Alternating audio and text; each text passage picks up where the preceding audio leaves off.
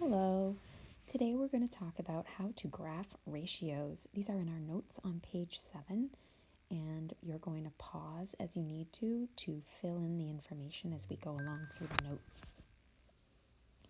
So we're going to follow these steps over here on the left. Step 1 is draw a table, and it can be horizontal, as in this example, or vertical, as in this example. The step 2 says to fill in the values with pairs of numbers that have the same ratio.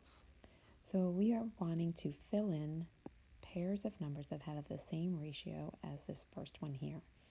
And this first one in the table came from this example. To make 5 apple pies, Grace needs 2 pounds of apples. Fill in the table with equivalent ratios. Graph your results, label the axes and the title. So this is kind of like a problem you would get when you're asked about graphing ratios. So it says to fill in the tables, and the way we do that is we take a look at the number of pies, and I first like to think about what would happen if I made double this amount of pies. So instead of 5 pies, I made 10. If that's the case, how many pounds of apples would I have used? Well, for 5 apple pies, I may use 2 pounds of apples. So if I double the number of pies, I'm going to also double the number of apples, and that would give me 4 pounds of apples. And we've looked at this relationship like this. We've gone above the table and said 5 times what gives you 10, 5 times 2. And whatever we do to the top number, I'm going to highlight it here, we multiplied by 2. We're going to also multiply the bottom number by 2, and that's how we get 4. In the bottom of this chart, it's P, A, that's pounds, apples. And when we're graphing, we want to make sure we make this third column be the number of pies, the number of apples. That's actually step 3. Make a third column containing the pairs of numbers as ordered pairs, x, y.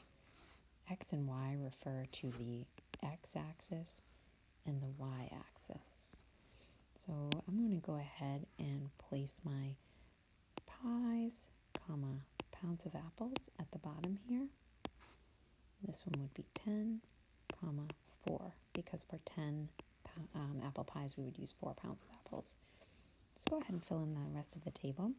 For this next column here, I would want to know what if I tripled the number of pies. So I'm going to go ahead and multiply 5 times 3, which is 15, and then I would go ahead to this original number of pounds of apples and multiply that by 3, and I would get 2 times 3, which is 6. And my ordered pair would be 15, 6. You should pause the video for a minute so you can get your mind around what we just did here. Okay, hopefully you paused the video for a moment and you wrote down all of the different numbers of pies compared to pounds of apples you would need. Let's go ahead and do one more column here to fill this in. Let's see, I picked a different color. So we're going to go back to the original number of pies, 5, right here. And we're going to go ahead and multiply that by an even greater amount. This time we're going to multiply the number of pies times 4. So I'll be making 20 pies. And how many apples will I need, or pounds of apples for 20 pies? I go to my original number of pounds of apples, multiply that by 4, and 2 times 4 is 8. So for 20 pies, I would need 8 pounds of apples. I'm going to go ahead and write that as an ordered pair of 20, 8 at the bottom. Okay, so I just filled in a horizontal table with pairs of equivalent ratios. Let's check how that looks when we do a vertical table. We haven't talked about how vertical tables and horizontal tables show the exact same information. I'm going to go ahead and fill this out so you can see. If I doubled the number of pies, I would have 10 pies. And if in that case, I would need double the number of pounds of apples. So that would be 4 pounds of apples. If I tripled the number of pies, 5 times 3, that would be 15. I would triple the number of pounds of apples, and 2 times 3 is 6. And then if I did 4 times the number of pies, that would be 20 pies. And 4 times the number of pounds of apples I would need is 8 pounds of apples. And now I will go ahead and write my ordered pair for each of those relationships between numbers of pies and pounds of apples. And you should pause the video and write down these ordered pairs in your vertical table as well, so that you have these notes to look back to when you need to. Okay, hopefully you paused the video and had a chance to write down. If you didn't, go ahead and do that now, quick, before I start talking again. And if you're all set, then you're ready to go on. And I'm going to go ahead and give this graph a title. We're ready to graph the information on this little grid here. I'm going to title this Apples and Pies. You can title it whatever you like. Should have something to do with the information, though. Now I'm going to determine what variable, that's number of pies and pounds of apples, should go on the two axes. One axis, two axes. So I'm going to go ahead and draw a line here and here, and these are where my labels would go on the X and Y axis. For the X axis, usually corresponds with the first column in a table or the first row in a table. And I'm going to erase those arrows. I want you to make sure you think about why that is. That's because before I go out and buy my apples, I need to know how many pounds of apples I need to buy. And first I need to decide, well, how many pies am I going to make? So since I'm going to first decide how many pies I need to make, number of pies is going to go on this bottom or horizontal axis. That little hashtag thing stands also for the word number, so that's number of pies. And if the x-axis is number of pies, then on the y-axis I'm going to put pounds of apples.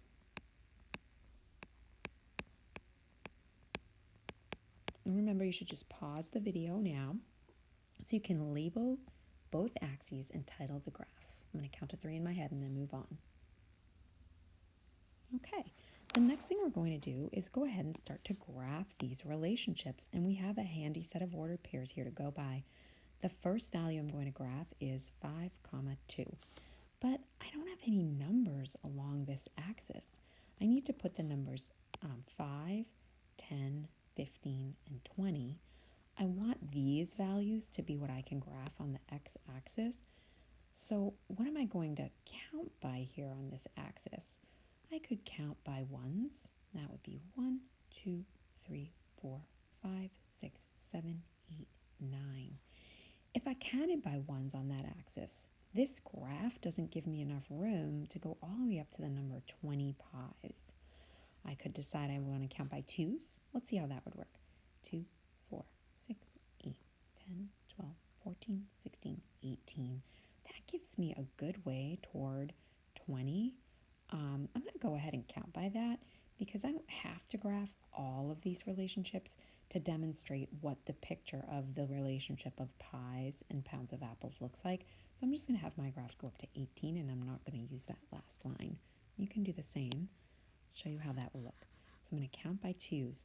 On each of these lines here, these grid lines, I'm going to place a number. I'm not going to put them in the middle of two grid lines because then it's kind of hard to count that, and you're not really sure where you should place your points if you accidentally put your values in between two grid lines. So I always want you to go ahead and put it on a grid line. Okay, counted by twos on my number of pies axis. Now I want to think about what I will count by for my pounds of apples. And let me see if I can count by ones. I always like to count by ones because that gives us the truest picture of the information and the comparison between the two quantities. And I could also count by twos if I wanted to here, but since I have plenty of space to get up to a total of 8 pounds of pies, I'm going to go ahead and count by ones. And remember that here's your grid line. That's where your number should go. Grid line, number. Fill yours out while I fill mine out.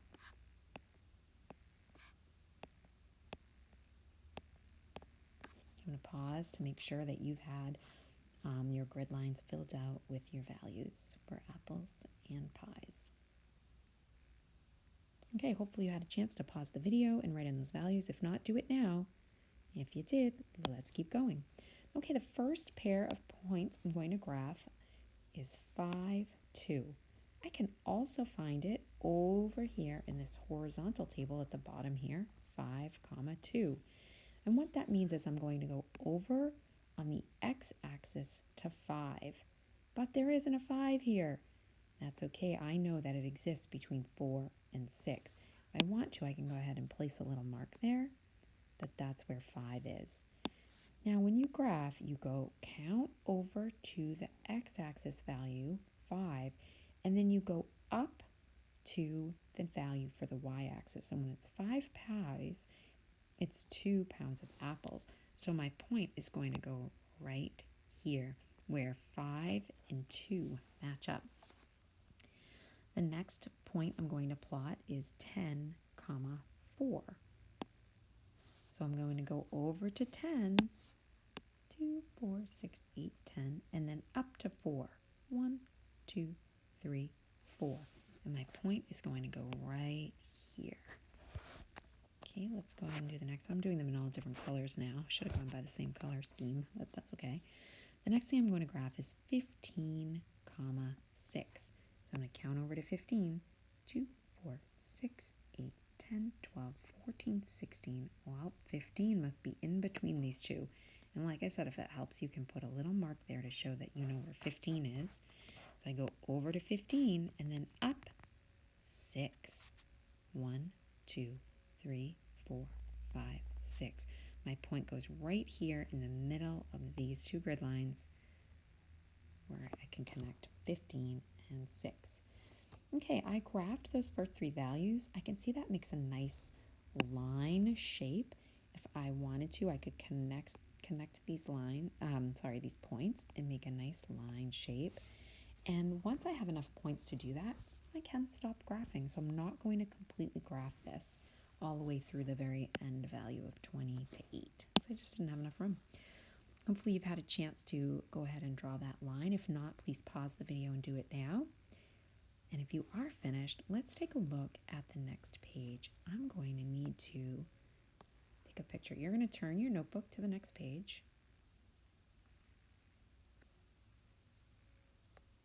And I'm taking a video so that I'm taking a picture.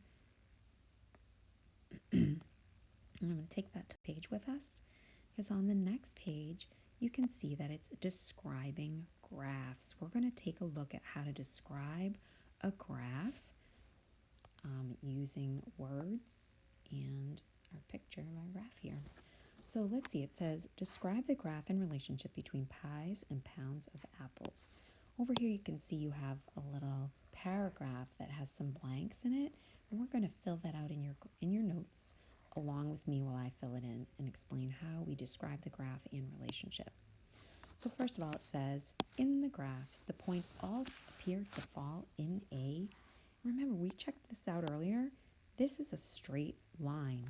And so on these 2 lines here, you're going to write straight line.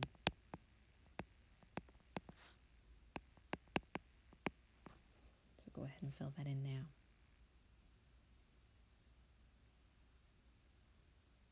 Okay, the next sentence starts with, each new point is blank units up and blank units to the right from the previous point. Let's take a look at what that means. So when they're talking about each new point, we'll want to look at the relationship between this point, and we want to count the units up that point is, and then how many units over from the original point the new point is located. So let's go ahead and count. From 2, where our original point started, up to 4 is 2 units. So the value there is going to be 2 units up. And then for units right, I want to count, and I take a look down here and see I started at 5 here. So I'm at 5 here, and then if I count by ones, that's 1, and then halfway across 2, 3, halfway across 4, 5. That's 5 units to the right. You want to be careful if you haven't counted by ones on one of your scales here, then you need to make sure that you take a look at what you're counting by. And if I go from 5 to 10, that's 5 units. That's the distance from here to here on the grid. So I want to make sure I get that number of units to the right properly. The next sentence starts with, this means that the number of pounds of apples increases by blank. What did the number of pounds of apples increase by? 2. And the number of pies increases by 5s. That's how I filled in my table, and that's how the points look on the graph. And so the variables, number of pounds of apples compared to number of pies, goes up at a constant rate. The word you want here is constant.